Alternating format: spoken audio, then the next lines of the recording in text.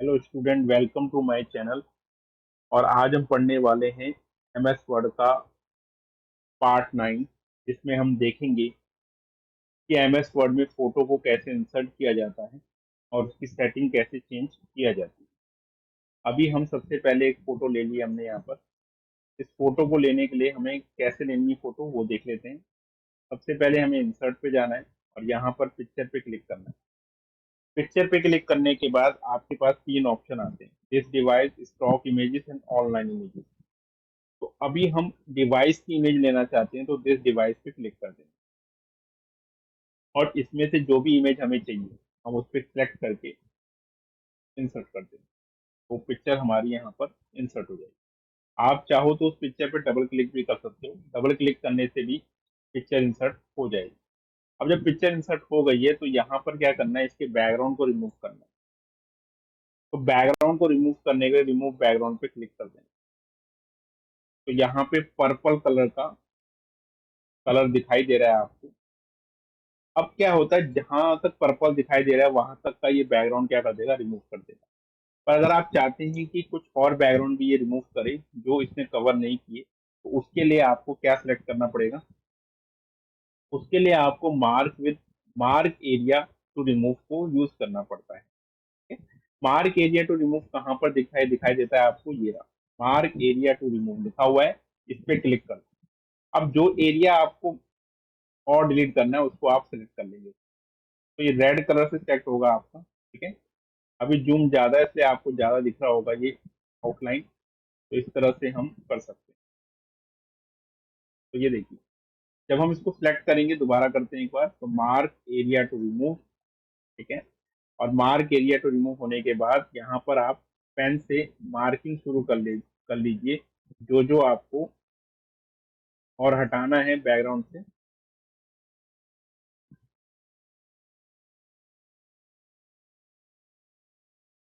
इस तरह से आप मार्किंग कर लेंगे पूरे।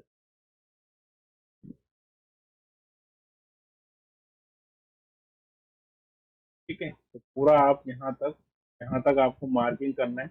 आप चाहते हैं ये एरिया भी बैकग्राउंड पे आ जाए, उसको मैंने क्या कर दिया है, सिलेक्ट। ये एरिया आ चुका है। ठीक है। और कुछ एरिया वो भी कवर हो गया जो मुझे बैकग्राउंड से हटाना नहीं है। तो मुझे बैकग्राउंड से हटाना नहीं है, तो उसके लिए हम क्या करेंगे, मार्क एरिया टू कीप पे क्लिक करते हैं और इसको भी हम सिलेक्ट करते हैं। मार्क एरिया टू कीप आपको कहाँ दिखाई देता है, ये उसके साथ में ही आपको दिखाई देगा। जहाँ पे मार्क एरिया टू रिमूव था वहीं पे मार्क एरिया टू कीप दिखाई देता है। ठीक है। इसको थोड़ा सा जूम कम करते हैं और फिर अगर आप देखें तो यहाँ पर भी हम मार्किंग शुरू कर लेते हैं। तो जो एरिया आपको रखना है, जो आपको एरिया डिलीट नहीं करना, उसको भी मैं मार्क करूँगा। ठीक है। तो इस तरह से ये एरिया हमारा रिमूव नहीं करना है, तो ये हम इस तरह से सेलेक्ट करते हुए चलेंगे। हो गया। अब यहाँ से इस एरिया को भी रखना है हमें, तो इसको भी हम सिलेक्ट कर लेंगे इस तरह से। पूरा आप सिलेक्ट कर सकते हैं जहां तक आपको रखना है, और आप जहां तक हटाना है वहां तक आप मार्किंग भी कर सकते हैं। मुझे एरिया रखना है तो मैं इसको लेते हुए चल रहा हूँ। ठीक है। ये वाला भी रखना है, तो भी लेते हुए हम चलेंगे। हो गया। और कुछ पोर्शन हैं जहाँ पे हमें रिमूव करना है, तो रिमूव को लेते हुए हम चलेंगे, उसको हम रिमूव एरिया पे रख देंगे।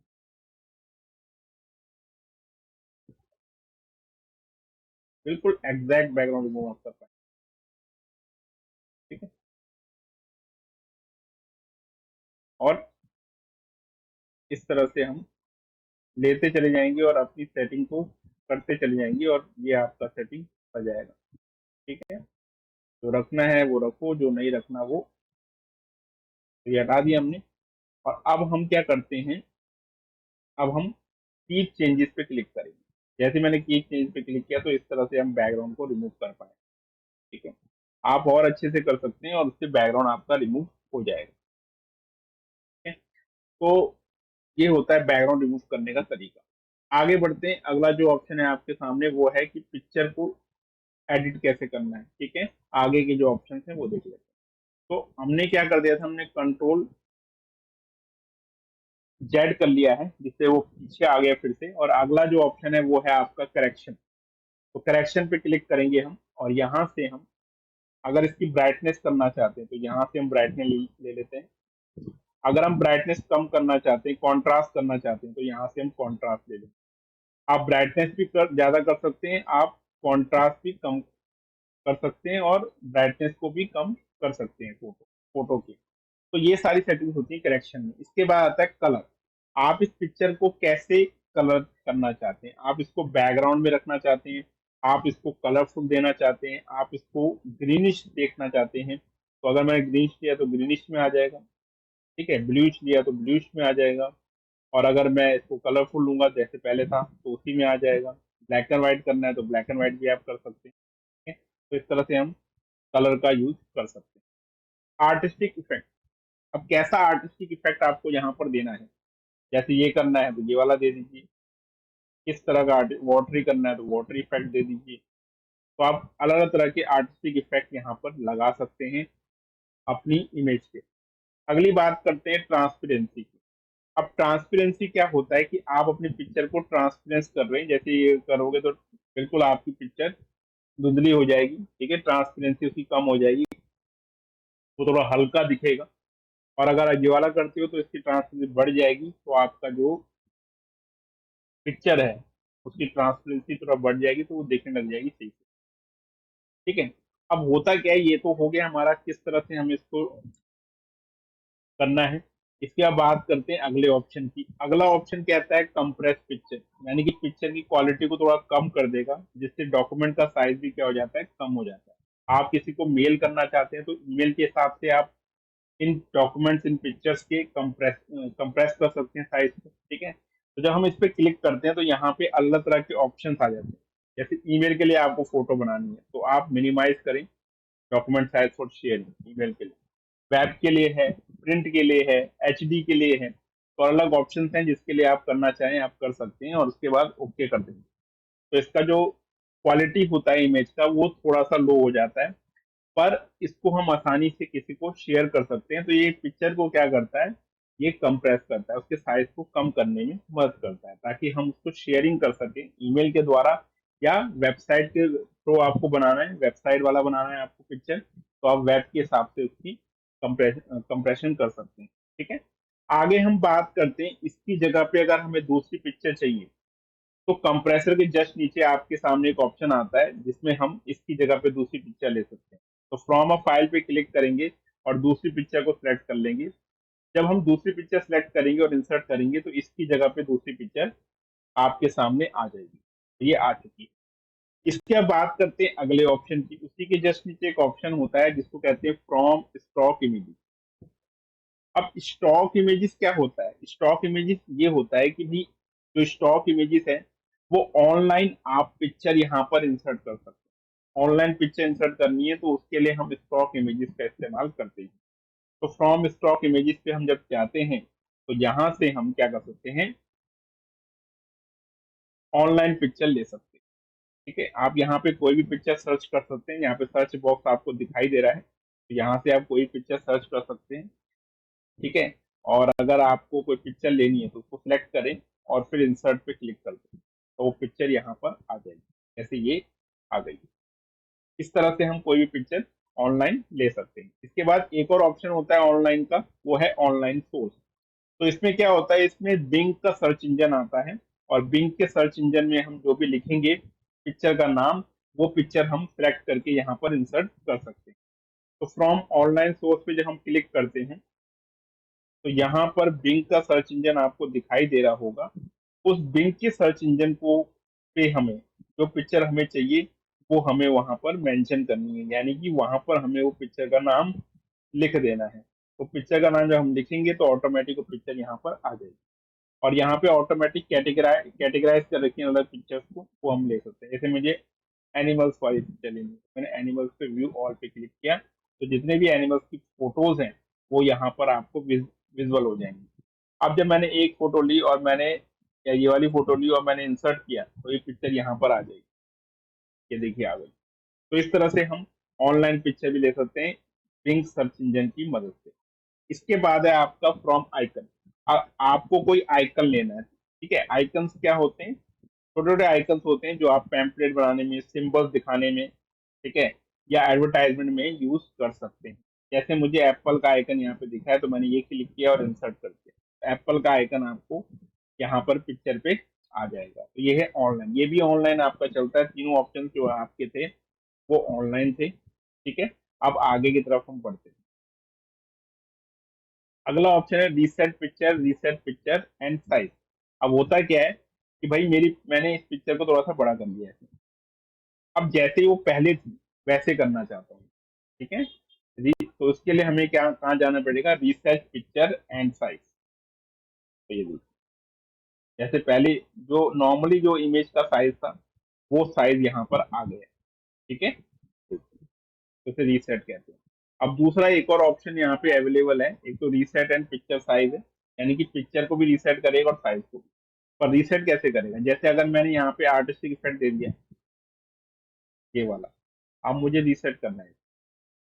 मैं यहाँ पर देखो, ये जो बटन है आपका सेट पिक्चर, इस पे क्लिक करो तो पहले की तरह हो जाएगी।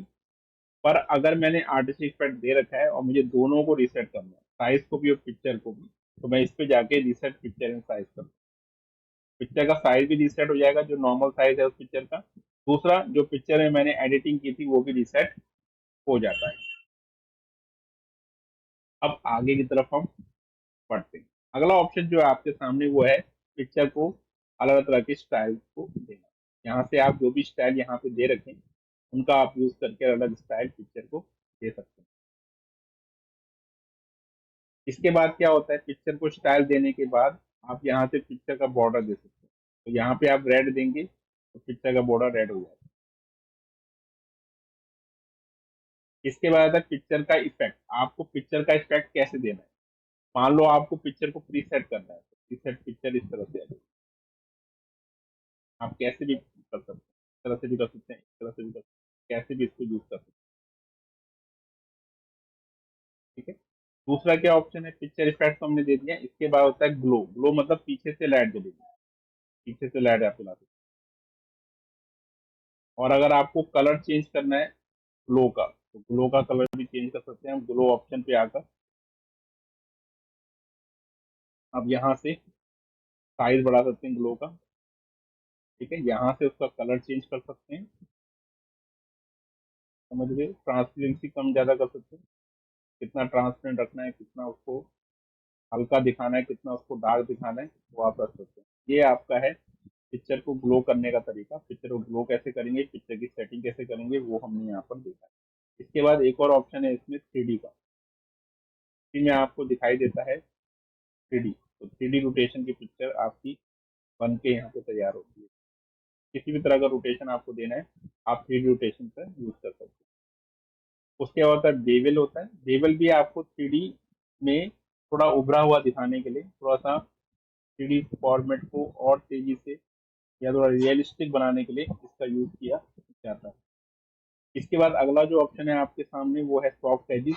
जो एजिस होंगे आपकी पिक्चर के वो बिल्कुल सॉफ्ट हो जाएंगे, बिल्कुल स्मूथ हो जाएंगी, ठीक है। तो उसके लिए यूज किया जाता है। अब है पिक्चर का लेआउट। आपको पिक्चर जो आपने बनाई है उसका लेआउट कैसा चाहिए। अगर आप कोई स्मार्ट आर्ट का यूज कर रहे हैं तो स्मार्ट आर्ट की तरह आप उसके लेआउट को चेंज कर सकते हैं, ठीक है? अभी हमने स्मार्ट आर्ट पढ़ा नहीं है, तो जब हम स्मार्ट आर्ट पढ़ेंगे तो उसमें भी मैं आपको ये बताऊंगा किस तरह से पिक्चर के स्मार्ट आर्ट आप क्रिएट कर सकते हैं। तो अभी हम कंट्रोल जेड कर लेते हैं। इसके बाद आगे बढ़ते हैं। इसके बाद अगला है ऑल टेक्स्ट। अगर आपको पिक्चर के साथ में कोई कैप्शन या कोई डिस्क्रिप्शन देना है कि इस पिक्चर के बारे में आप कुछ बताना है तो उसके लिए ऑल टेक्स्ट का इस्तेमाल कर सकते हैं। ये बेसिकली उन लोगों के लिए होता है जिनको देखने में प्रॉब्लम है, ठीक है। वो देख नहीं सकते पर सुन सकते हैं और ये समझ सकते हैं कि जो डॉक्यूमेंट उन्होंने खोला है उसमें जो पिक्चर बनी है वो क्या बता रही है, वो किसके बारे में बता रही है, ये वो देख सकते हैं, ठीक है।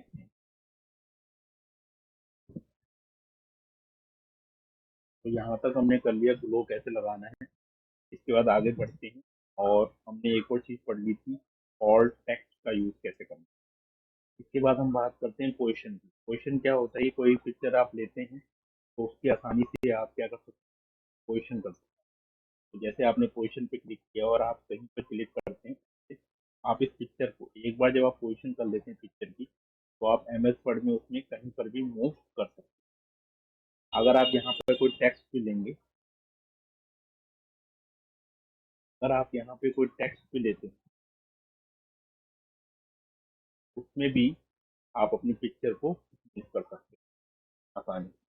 कहीं पर भी आप इस टेक्स्ट के कहीं पर भी पिक्चर को लगा सकते हैं। ठीक है। अब अगला जो ऑप्शन है वो देखते हैं। अगला ऑप्शन है आपका रैप टेक्स्ट। रैप टेक्स्ट क्या होता है कि आपको अपनी पिक्चर को टेक्स्ट के अकॉर्डिंग कैसे एडजस्ट करना है। ठीक है।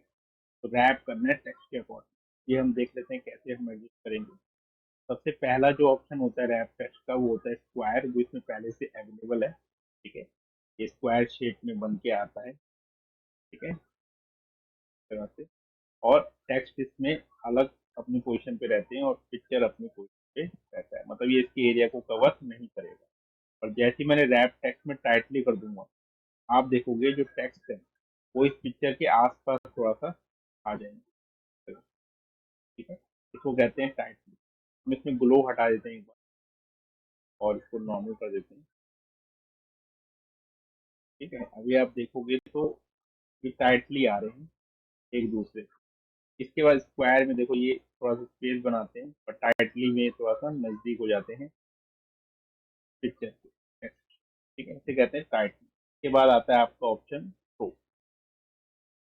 प्रो भी वही होता है कि ये पिक्चर के एरिया को कवर नहीं करेगा और टेक्स्ट के एरिया भी कवर नहीं होगा। ठीक है? तो ना टेक्स्ट पिक्चर के एरिया को कवर करेगा, ना पिक्चर टेक्स्ट के एरिया को कवर। इसके बाद बात करते हैं टॉप एंड बॉटम। तो अब टॉप में करेंगे तो ऊपर आ जाएगा। ठीक है। और अगर मैं बॉटम करता हूँ यहीं से, ठीक है, टॉप एंड बॉटम, अगर ये टॉप में रहता तो बॉटम में आ जाता, बॉटम में था तो ये कहाँ आ गया, टॉप में आ गया। ठीक है। इसके बाद आता है आपका behind the text. Behind the text क्या होता है कि जो पिक्चर आपने ले रखी है उसको टेक्स्ट के पीछे ले जाना है। उस पर आप क्लिक करते हैं तो बिहाइंड द टेक्स्ट, ये टेक्स्ट के पीछे आ जाएगी। ये पिक्चर आपको दिखाई दे रही है, ये टेक्स्ट के पीछे दिखाई दे रही है, ये पीछे की मूव हो रही है। मैं इस पिक्चर को मूव करूंगा तो वो पीछे पीछे की तरफ ही मूव होगी, क्योंकि मैंने उस पिक्चर को बिहाइंड द टेक्स्ट कर लिया है। ठीक है। इन फ्रंट करेंगे तो टेक्स्ट के ऊपर आ जाएगा, इस तरह से ये आ रहा है टेक्स्ट के ऊपर। इसके बाद आगे बढ़ते हैं। अगला है एडिट रैप पॉइंट। तो रैप पॉइंट्स को आप एडिट कर सकते हैं। मैं इसको थोड़ा सा अंदर की तरफ कर रहा हूँ, आप एडिट करें। एडिट पॉइंट्स में क्या होता है, अपने हिसाब से आप पिक्चर के आसपास के जो एरिया है उनको क्लियर कर सकते हो, टेक्स्ट से हटा सकते हो। और अगर उनको थोड़ा नजदीक लाना है तो वो भी आप कर सकते हो। तो इस पोजीशन से आप कर सकते हैं आसानी से। अब इसको आपको हटाना है तो इस पे क्लिक कर देना, तो इस पे एडिट रैप पॉइंट, ये सेट हो जाएगा।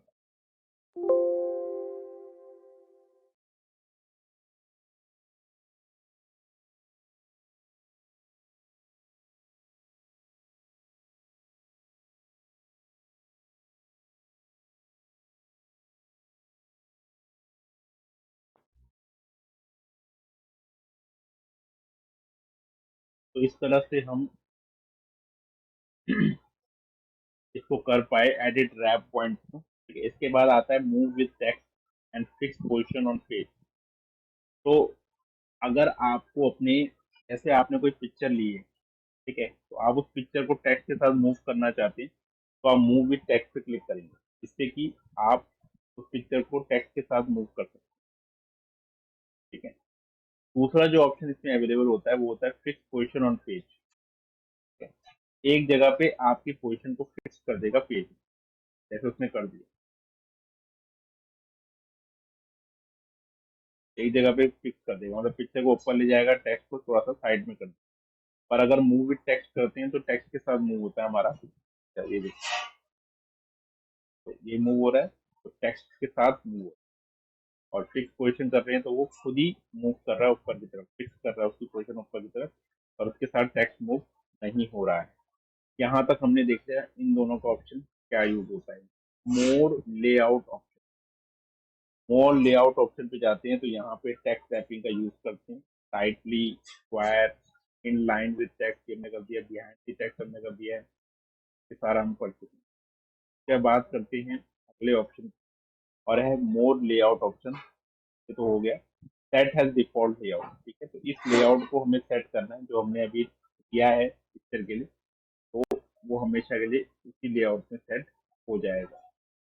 ठीक है, बाय डिफॉल्ट करना, बाय डिफॉल्ट का मतलब होता है, ठीक है, इसी लेआउट में हमें पिक्चर को जब भी इंसर्ट करना है इसी लेआउट में वो इंसर्ट होगा, इसी लेआउट में वो आएगा। अब आगे जो ऑप्शन हमारे पास अवेलेबल है वो है ब्रिंग फॉरवर्ड और सेंड बैक। इसका यूज क्यों होता है, जब हम किसी दो पिक्चर को लेते हैं तो उन दोनों पिक्चर के बीच बैक या फ्रंट करने के लिए इसका इस्तेमाल किया जाता है। जैसे हम एक पिक्चर ले लेते हैं,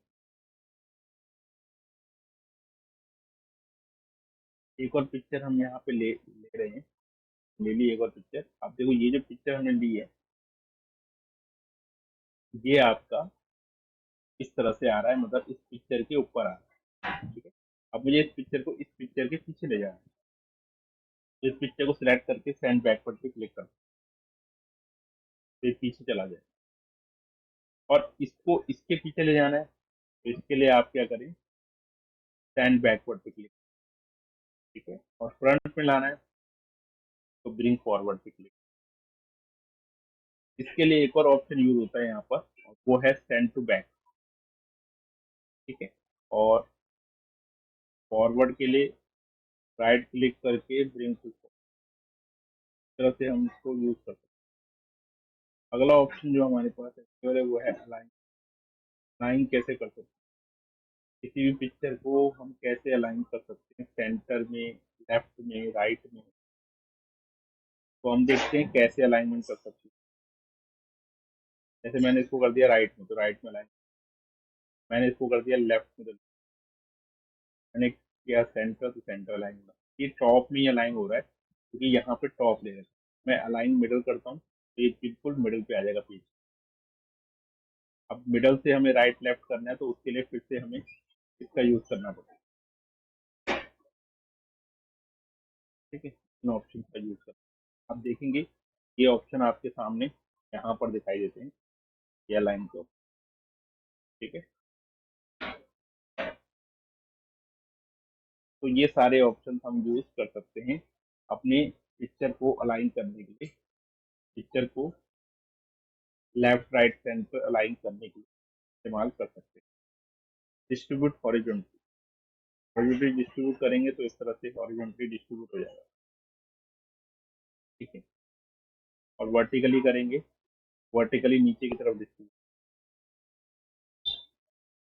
वर्टिकल का मतलब क्या होता है, वर्टिकली वो बीच में आ जाएगा, और हॉरिजॉन्टली, हॉरिजॉन्टली वो बीच में आ रहा है, अभी करके दिखाते हैं हॉरिजॉन्टली। डिस्ट्रीब्यूट हॉरिजॉन्टली था और वो डिस्ट्रीब्यूट वर्टिकली, दो तरह से डिस्ट्रीब्यूशन होती है हमारी पिक्चर। अब view grid line, grid line दिखती है इस तरह, ग्रिड लाइन को हटाना है अगर तो आप उसी पे क्लिक कर दें, ग्रिड लाइन हट जाएगी। ग्रिड सेटिंग, ग्रिड सेटिंग है, हॉरिजॉन्टल स्पेस कितना चाहिए ग्रिड में, जो ग्रिड हम लगाएंगे, ठीक है। पेज ग्रिड चाहिए, मार्जिन गाइड चाहिए, पैराग्राफ गाइड चाहिए, क्या क्या चाहिए, वो सारा ग्रिड सेटिंग है जो हम बाद में करेंगे, अभी इसका यूज नहीं कर रहे हैं हम। इसका यूज हम बाद में आपको बताएंगे कि ग्रिड सिस्टम का यूज कैसे होता है, ग्रिड सेटिंग का, ठीक है। जब हम OMR शीट बनाना सीखते हैं या फिर कुछ और बनाना सीखते हैं जहाँ पे ग्रिड का यूज होता है, वहां पर ग्रिड सेटिंग आपकी काम आती है। आगे बात करते हैं, यहाँ पर ये है ग्रुप करने का ऑप्शन और इसके नीचे है रोटेट करने का ऑप्शन, ठीक है।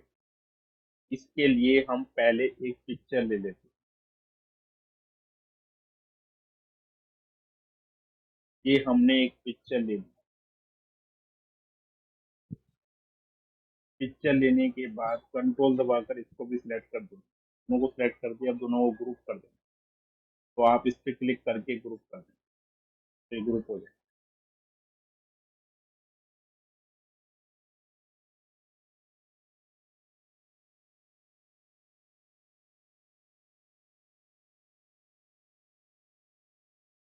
इसमें जब हम ग्रुप करेंगे ये अनग्रुप हो जाएगा, फिर से हम ज्वाइन करके इसको ग्रुप करना चाहते हैं, ये ग्रुप हो, ये ग्रुप हो गए। ये दोनों पिक्चर एक साथ मूव हो रही हैं क्योंकि ये क्या कर दिया हमने, ग्रुप कर दिया। तो यहाँ पे ग्रुप का ऑप्शन हमारे सामने आ जाता है। आप इसको अनग्रुप करोगे तो ये अनग्रुप भी हो जाएगा, ठीक है। ग्रुप करोगे तो ये ग्रुप भी हो जाता है। ये अभी जान लिया है, आगे की तरफ हम बढ़ते हैं। अगला ऑप्शन जो आपके सामने है वो है रोटेट का। तो मैं इसको अनग्रुप कर देता हूँ पहले और इस पिक्चर को डिलीट कर देता हूँ। ये पिक्चर डिलीट हो गई, हमें वाली पिक्चर डिलीट करनी। तो अब ये जो पिक्चर है इसको रोटेट करना है। रोटेट कैसे करेंगे, इसके लिए ऑप्शन दे रखा है हमें, रोटेट 90 डिग्री। ये देखिए 90 डिग्री होगा, ठीक है। Flip horizontal, flip vertical. मैंने फ्लिप हॉरिजॉन्टल किया और फिर इसको फ्लिप वर्टिकल किया तो वर्टिकल में फ्लिप हो जाएगा, इधर का इधर आ जाएगा। तो टॉप से टॉप का बॉटम, बॉटम में टॉप आ जाता है जब हम क्या करते हैं, वर्टिकल, ठीक है। और जब हम हॉरिजॉन्टल करते हैं तो लेफ्ट का राइट में और राइट का लेफ्ट में, ठीक है। सिंपल करके दिखाते हैं, ठीक है। तो ये वाला पोर्शन इधर आ जाएगा, राइट वाला लेफ्ट में और लेफ्ट वाला राइट में, इसे कहते हैं फ्लिप हॉरिजॉन्टल। तो ये हमने देख लिया किस तरह से ये, तो इसको ठीक करना है। आगे बढ़ते हैं क्रॉप। क्रॉप मतलब होता है आपको अपनी पिक्चर को कट करना है, थोड़ा सा क्रॉप करने का यूज करते हैं। क्रॉप पे क्लिक करते हैं, ये ऐसे बॉक्सेस आप बन के आ जाते हैं। मैं यहाँ से इसको ऐसे में क्रॉप कर लेता हूँ यहाँ तक, और इसको भी नीचे से थोड़ा सा और क्रॉप कर लेता हूँ यहाँ, और इसके भी यहाँ से ऐसे। अब इनको क्रॉप करने के बाद आपको करना क्या है, तो करना क्या है इसको क्रॉप करने, क्रॉप हो गया है उसके बाद क्रॉप में क्लिक कर देना, तो क्रॉप हो जाएगा आपकी पिक्चर कट से। तो इस तरह से हम क्रॉप के ऑप्शन का यूज कर सकते हैं पिक्चर को कट करने में। इसी के साथ में एक ऑप्शन आता है आपका हाइट और वेड्थ का। तो ये हाइट बढ़ाता है आपकी पिक्चर की, और ये वेड्थ बढ़ाता है, ठीक है। वेड्थ मतलब चौड़ाई और हाइट मतलब लंबाई। क्रॉप पे अगर आते हैं तो क्रॉप टू शेप, किसी शेप पे क्रॉप कर लेते हैं इस तरह से। तो शेप पे क्रॉप कर लिया, किसी शेप में कन्वर्ट करना है हमें अपनी पिक्चर को, तो उसके लिए एक शेप का यूज,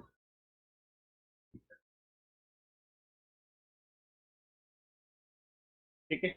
आगे बढ़ते हैं। अगला जो है एक्सेप्ट रेशियो, 3:5 पे आपकी पिक्चर एडजस्ट हो जाएगी, क्रॉप हो जाएगी। इसी के बाद और भी ऑप्शन हैं, जैसे आप एक्सेप्ट रेशियो में 16:9 करना चाहते हो तो 16:9 के हिसाब से ऐड जाएगी आपकी पिक्चर क्रॉप, इस तरह से। Resize the picture so that the entire picture area is filled. तो पिक्चर को रीसाइज कर दो ताकि जो एरिया है पूरा वो फिल हो सके और पूरा शेप में वो आ सके, तो उसको हम क्या कहते हैं, फिल ऑफ इंटायर।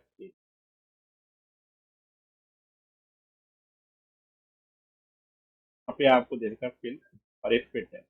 फिट मतलब इस शेप में, जो भी शेप में आप ले रहे हो पिक्चर को, वो फिट हो जाए उसमें, तो उसके लिए यूज होता है।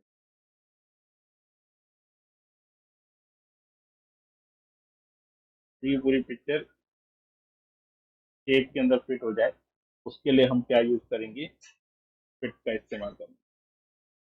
तो resize the picture so that the entire picture display inside the picture area, ठीक है। तो पिक्चर एरिया है, चाहे वो रेक्टेंगल है, चाहे वो शेप है, चाहे वो कोई और शेप है, ठीक है। तो उस कोई भी शेप, तो उसमें जब पिक्चर हम इंसर्ट करेंगे उसके अंदर, जब हम पिक्चर को शेप देंगे, जैसे हम रेक्टेंगल शेप दे दिए पिक्चर को, तो उस रेक्टेंगल शेप में हमारा जो पिक्चर होगा पूरा फिट होगा इस प्रॉपर्टी की मदद से, ठीक है, इस टूल्स की मदद से। तो आगे बढ़ते हैं। ये हमने देख लिया किस तरह से हमने पिक्चर को एडिट करना है MS वर्ड में, ठीक है। तो अभी के लिए हम इतना ही करते हैं, अगली क्लास में हम पिक्चर से आगे पहुंचेंगे और पढ़ेंगे शेप का यूज कैसे करते हैं और शेप का इस्तेमाल कैसे किया जाता है MS वर्ड में। तब तक के लिए गुड बाय, थैंक